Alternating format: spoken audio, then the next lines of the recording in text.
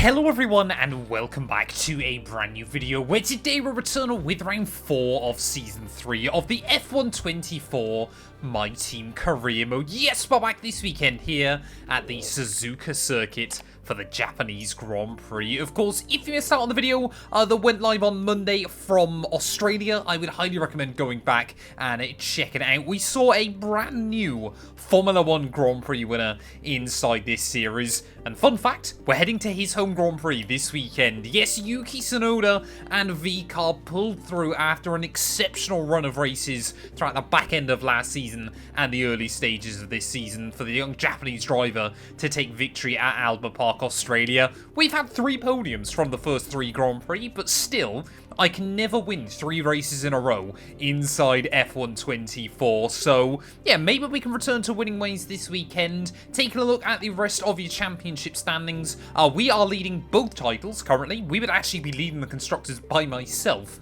just through our sheer consistency early on. We've got a 26-point buffer over Yuki, who is currently in P2, ahead of Piastri, Fernando Alonso, Carlos Sainz, and Charles Leclerc there. Perez, our teammate, it's been a slow start to the year for him. Only 4 points to his name, but he is doing better than both Lance Stroll in the Red Bull and Lewis Hamilton still at Mercedes. Of course, if you're new around here as well, please do make sure you get yourself subscribed. We are about 100 subs away from 5k here on the channel right now. The support you guys have given us so far in Season 3 of this series has been absolutely brilliant. But yeah, let's head out then here to Suzuka. This is a circuit where sometimes you see something truly exceptional behind the wheel. We've seen it from Vettel, we've seen it from Verstappen. It is a remarkable place to watch a car at speed.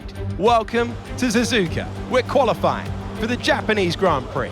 Well, I forgot to mention in the intro, but this is actually the first race I'm going to be running on the all-new patch for F1 24, which is meant to have brought quite a few new graphic enhancements to the game. Now, just with the way the recording works, that won't be in effect for the next couple of weeks inside our F1 24 driver career mode.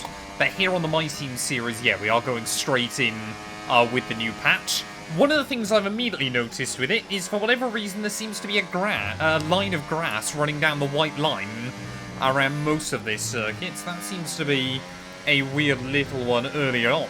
I'm hoping it fixes all the stuttering. That, you know, we've had some problems with that in recent times. But that being said, this game, all the reports I've seen online from others have been that it's actually made the game slightly more janky. So we'll wait and see as to how everything works out as well there. As you can see, yeah, a weird little line of kind of grass going through the white lines and the curbs there, as that is not the line I needed through the hairpin. I mean, so far this season, Yuki Tsunoda hasn't, well, until obviously he won that race last weekend, he wasn't really our main threat early on, but maybe that win now has inspired him, and especially in front of his home crowd, he will want a big result. Got someone then either just finishing or just starting a lap. I would assume Verstappen is about to get his lap time underway here. He's currently down in P20 provisionally on the grid. Where will we go after our first run? We go into P5. There's definitely a bit more time to find after that first lap, and Sergio Perez is provisionally fastest on the board there on a 125.8, so he is a second quicker than myself after the first run. But I reckon, yeah, if we keep it clean and tidy, try and be a little bit brave in some places as well, we can certainly still be in the fight for pole position here. We just need to really try and hook up this second lap.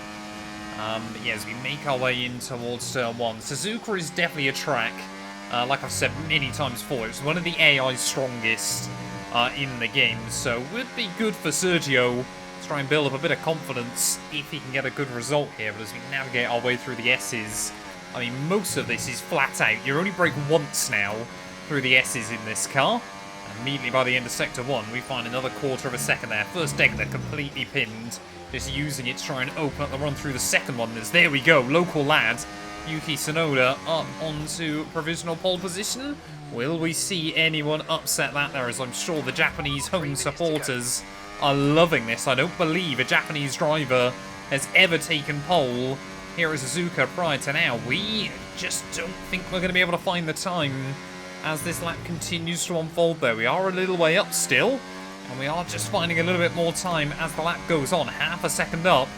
as we make our way out of Spoon. But yeah, we just have not quite got the out-and-out pace of some of our top runners here. So this is going to be more about damage limitation than anything else. As into the Casio Triangle we go, braking at the 100-meter ball there, nice and tidy on the curbs, both on entry and on exit. 3/4 of a second up though as we make our way towards the line. A 26.0 is only good enough for P7. Well, there we go. 5 cars from 5 different teams making up your top 5, but it's going to be 2 of the Red Bull family, either current or former drivers, that make up your front row here. Yuki Tsunoda will storm to pole position ahead of Sergio Perez. Alonso will line up in P3 ahead of Leclerc, Piastri, and Daniel Ricciardo just ahead of myself. Verstappen only good enough for P9 here, and Zhou Guanyu, well, he'll be looking at Tsunoda's good form. He'll be hoping he can do the same thing next time out in Shanghai. This is legendary Suzuka with a long and storied history dating right back to 1987. There is more history to be written here today. Welcome to the Japanese Grand Prix. To begin, let's take a quick look at the grid lineup for today's race. Yuki Tsunoda lines up on pole position. Sergio Perez lines up alongside. Considering the rest of the grid, we have Fernando Alonso, Leclerc, Oscar Piastri, Ricciardo, Mr. Monaco, Norris, Verstappen, Sainz, Zhou, Hamilton, Stroll, Albon, Gasly, Bottas, Ocon, Teo Porcher, Sargent, Hauger, Russell, and Nico Hülkenberg rounds off the grid. And with preparations almost complete, let's head down to the track. And we welcome you to the commentary box overlooking the circuit. I'm Alex Jakes, and I'm joined by Anthony Davidson. I love this moment in the weekend. Put us in their shoes right now. What are they feeling on the grid? You've got to know, you've got to have a pre-race game plan. You've watched videos before you get into the car of previous races gone by. You know where you have to place your car if X, Y, or Z happens in front of you or behind you. So having this clear game plan is absolutely essential before you get in the car. Well, here we are then down on the grid, and penalties for George Russell and Nico Hülkenberg unfortunately mean we haven't moved up at all on the grid. We still line up P7, but I must admit, yeah, I'm starting to notice a couple of little bits and pieces here and there of these graphics overhaul. It seems like the colours, like the reds and the oranges, seem a bit better, and that's good, because obviously we're an orange car, and we often are inside these games, so hopefully that's really going to make our car, the McLaren and the Ferrari, pop a whole lot more inside this game. But I'm more interested in what happens on the track. Not sure what's going on with the V-Carbs livery. It's 5 red lights, though, and it is going to be lights out and away we go, although I don't respond particularly well. Looks like blacks have certainly been made a little bit more interesting, as Max Verstappen's clearly in his emo era in that Red Bull car down towards turn 1. It looks a whole lot better when we are out of the shadows, but annoyingly for me, yeah, Verstappen has said thank you very much. Well, and we'll immediately claim our P7 there. Oscar Piastri also going past me as well, so we've lost 2 places at the start of this one, but on the other side of the garage, Sergio Perez, he has gone and gained 1, so big start for our Mexican teammate there, who obviously, yeah, has yet to win a race for the organisation so far inside this game, but I'd love to see him stand on the top step of the Formula 1 podium there as well. We will get back down the inside of Verstappen, down at the hairpin there, just struggling a little bit with rear locking. Really struggling actually to try and get temperature in the rear tyres there, as you know, I think that's a fairly deserved warning on that one. Both Red Bulls have gone aggressive on the soft compound tyre to start this one, but looks like most others have opted for the medium. Again, I was not actually trying to go down the inside of Verstappen there, but kind of realised otherwise we were going to be running into the back of him. But yeah, soft compound tyre really does tend to overheat very quickly around this circuit. Couple that with a Red Bull that generally struggles for pace. Well, we're going to get down the inside at Spoon Corner there, really just trying to ease the car in early on. I don't want to be in a situation where we've shredded these tyres far too early. But yeah, I mean, Tsunoda is hounding Perez back at the front. I just dropped out of the range of Oscar Piastri, so that might leave us vulnerable in towards turn 1. I mean, the straight line speed Verstappen has got out of Spoon is absolutely astronomical. just give him a little bit of a squeeze through 130R there and make sure that we stay in the range of those cars in front. But yeah, already looks like Perez as well dropping away from the front runners there as Tsunoda, new fastest lap of the day. So Yuki's just stretching his legs at the front of the order. You can just see Checo now. He's already lost 2 places. I think he's about to lose a 3rd there as he's getting hounded by, I believe that is the... who is that? I can't work it out. I think it was a Ferrari of Leclerc, maybe? I don't know. Either way, Perez is really struggling under pressure straight. That's Daniel Ricciardo in the V car. With the exception of Yuki at the front, then it really does feel like everybody else is staying pretty bunched up at the moment. Of course, we've seen it so many times here at Suzuka, both in this game and in real life. But of course, with this one DRS zone, and admittedly it is quite a short DRS zone, especially as there's not a heavy braking opportunity in towards turn 1, it is quite difficult to make moves here. You do often find that kind of the trains really do clump together throughout a lot of the GP. There's a bit of a gap, obviously, between this gaggle and kind of your 3 backmarker teams, but yeah, it's going to take a lot of work if we want to try and find a way around Oscar Piastri. Either that, or we try and throw the dice with the strategy. Well, I think we're going to see Ricciardo now trying to have a look past our teammate there, whilst we're going to try and line up a move on the other Australian on the grid. Round the outside of Oscar Piastri will go. And there we go, that was a beautiful send there. He's not going to give it to me easy, though. He's going to try and fight us on the exit. But yeah, Oscar Piastri just admitting defeat on that one. I want to see how far Verstappen can go on those softs, because I could be tempted to try and extend this first stint to like lap 16, and then try and go softs to the end if we think they'll last. It definitely appears that McLaren actually struggling a bit with ERS management early on. I guess that's one of the good things as you slowly make your way through this game, is kind of the way the AI are able to use battery obviously changes more and more with the amount of upgrades they put on the car. So a bit of deja vu then. This time around though, Lando Norris not able to put up as much of a fight as his teammate Oscar Piastri. And finally, we're starting to make a bit more progress in this race. But next up then is going to be, well, our teammate and the man at what might end up being our rival team this season. Perez is just trying to drive a little bit defensively from Daniel Ricciardo right now. So now the Australian is in a 2-1-2 motorsport sandwich. Can we try and hound him in towards someone there? He's actually going to have a look for a run around the outside of Perez. And we're kind of left with nowhere to go there at all. There's a bit of wheel banging, as I think Ricciardo thought I'd back out of that one more than I did. I mean, we just held our ground, and well, somehow we've been able to capitalise. Now, do we get the team orders out against Checo? He started from pole. We only lined up in P7 here, but already Checo Perez, once again, his race pace is just not up to scratch. Well, we've been able to move past cars with DRS. Oh, we've got a yellow flag. We've got yellows out. Someone further back seems to be slowing down. I think that might have just been a lock-up for one of the Alpines that caused that one. As there we go, Verstappen, I believe, or Lance Stroll is into the pit lane. But we finally made the move work on our teammate Sergio Perez. I'm not convinced we can extend these tyres to go to the softs to the end, but I could be tempted to box early to try and undercut Leclerc and Alonso. But we are going to dive into the pit lane then at the end of lap 11 here, as Sergio Perez once again just seems to have a bit more straight line speed than me. I've said it so many times before. I really hope that coders in EA listen for 2025, but the AI just got too much straight line speed here at Japan. It really does make it impossible to race against them fairly. But into the pits will come then, slightly earlier than most of our other runners, but I want to give ourselves a bit of breathing room from those guys behind if we can, and of course just see if we can open up a plan of attack against the front runners towards the end of this one, because I'm a little bit nervous that we're going to get jumped by the Red Bulls as well. I think we might just be safe ahead of Verstappen here. Like I said, they've come with a very, very aggressive strategy. And annoyingly, we are going to come out in a bit of traffic with the Haas and the Saubers, but comfortably ahead of Max.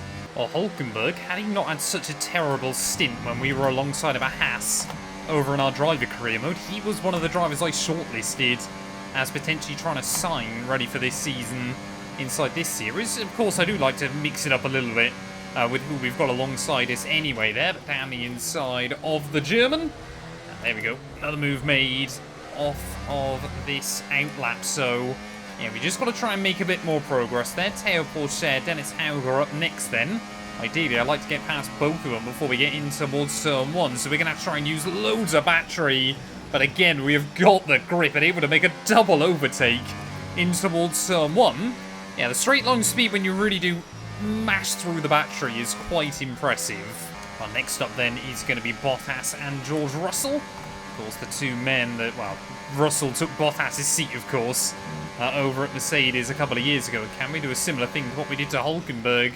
Oh, this is a big lock up there from Logan Sargent. Careful that doesn't throw us off. As we make our way through the final couple of turns, Bottas will peel into the pit lane as well. So this should give us a better idea of where we're going to be then with everybody else pitting. As Logan Sargent there just struggling in that. Williams! I am speechless. I mean, that was completely on me for trying to send it down the inside. But I got no idea how not only we survived that, but we also didn't get any front wing damage. Maybe even more impressively than any of that, is the fact that we are now right on the cusp of being inside the range of Alonso. So that undercut has worked as well. But we have just escaped death. And I apologise to Logan. That was not my finest move. Well, the rest of our front runners then into the pit lane there as we set another new fastest lap of the day. Not quite sure how we managed that one, but up into P4 then, as you would expect. Problem is, I just don't think we've genuinely got the pace to keep up with your top three here. Alonso, Leclerc, and Tsunoda are just relentless in those cars. And, well, unless we can do something incredible and get back inside the DRS range, I just don't see a way in which we stick with them.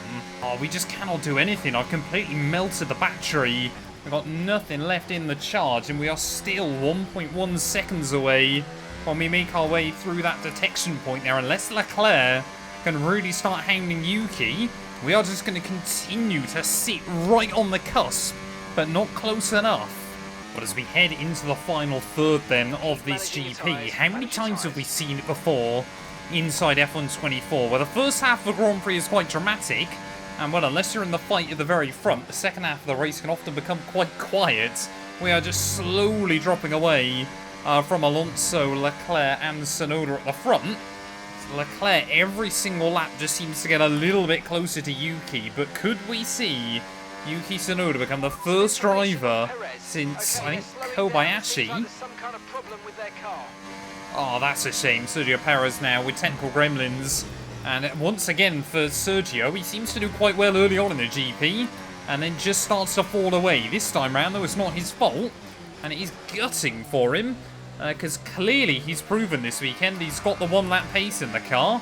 He's just got to try and string it together on Sunday. But yeah, two previous drivers have taken podiums here, two Japanese drivers. Aguri Suzuki back in 1988, I believe, and Kamui Kobayashi in 2012. Could we see a third today? As apparently I've got a fuel save towards the end. Oh, why have we got yellows? Why have we got yellows? Who's breaking down? Don't say it's Yuki. Don't say it's Tsunoda here. He's been having the race of his life. It's Alonso! Fernando Alonso out of the Japanese Grand Prix late on. And I was just starting to wonder that we hadn't seen a mechanical failure yet in this Grand Prix, but it is going to be Fernando that is the first to fall foul, and somehow we have just been gifted the opportunity to extend our podium streak that we've started this season. I mean, it does technically extend from the end of last year. I believe we finished last season with 3 podiums back-to-back, so if we can hang on here, and it's going to be 7 podiums in a row. But I'm getting a little bit nervous about Ricciardo. He's closing in at a second a lap. While Tsunoda and Leclerc then now at the front of the order are going wheel to wheel. Of course, yeah, Charles Leclerc, he's won his home Grand Prix, of course, in IRL Formula 1. But he doesn't seem to have any kind of loyalty in seeing Yuki Tsunoda win his home Grand Prix this weekend. 4 laps left to go. I believe we have got the pace over Ricciardo just to hold him back. But who on earth is going to win this race? And I tell you what, if Charles Leclerc does, he might be banned from ever coming back to Japan. Well, 1 lap to go then, and the battle at the front. The stakes have never been high. Yuki Tsunoda, he's got a little bit of a margin over Charles Leclerc down in towards turn 1 there. We've seen so many moves between those two coming at that first corner, but this time round, it looks like Tsunoda might just have the range over Charles. And if we thought that maybe Albert Park was a bit of a flash in the pan, Yuki Tsunoda has silenced the haters today. He became Japan's first Grand Prix winner ever last time out, and he is about to repeat that feat. Not only his second victory, not only back-to-back victories, but victory at home, which I'm sure will mean so much more to him and the adoring and loyal Japanese crowd as well. Japan has had so much history in Formula 1 between its teams and its drivers, but none of them have experienced the same kind of success that Tsunoda is experiencing so far this year. And with Honda power in the back of that car, he makes his way out of Spoon Corner. Just a handful of turns to go. I can't even begin to imagine what the Japanese commentary would sound on something like that, as I've got to try and make sure that we can't keep our car pointing in the right direction here. But through the final few corners, here comes Yuki Tsunoda to claim victory here at Suzuka. Honda, Japan, they're all back on top. Yuki Tsunoda wins the Japanese Grand Prix. Charles Leclerc couldn't do enough. He comes through for P2, and we barely hang on ahead of the second V-Carb for P4. Yes, great drive, great drive. Everyone here is really happy with that performance. Well done, mate. It's Dreamland for Yuki. Tsunoda takes the victory. And it's always good to get that momentum on your side, and it's really good for your confidence as well. The more confident you are, the further that can take you.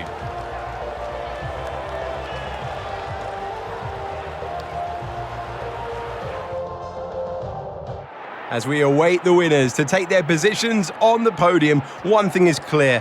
RB have really shown their prowess on the track. This is a team that isn't afraid to take risks, whether that's on the circuit or in the new talent that they hire. Those risks really paid off today.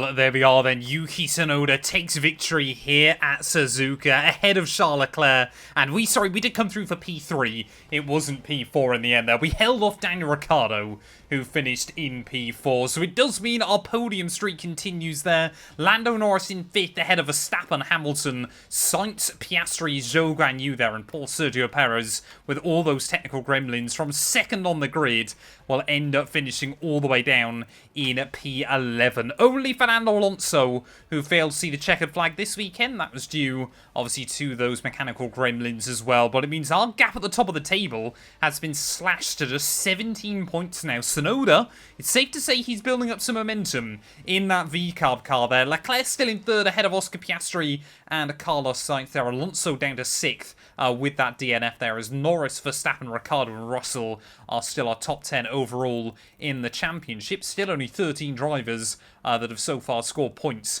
in this campaign. Constructors-wise, we've now got just a 9-point lead over both V-Carb and Ferrari, so if the Drivers' Championship is starting to look a bit tasty, the Constructors certainly is there. Even McLaren only 21 points away as well, so that is going to be a lot to play for in the next few Grand Prix as well. But thank you all so much for watching this video. If you have enjoyed, please do make sure you leave a like, get yourself subscribed. Will we see Yuki Tsunoda make it 3 wins in a row? Only time will tell. We will be back very soon in Shanghai, China.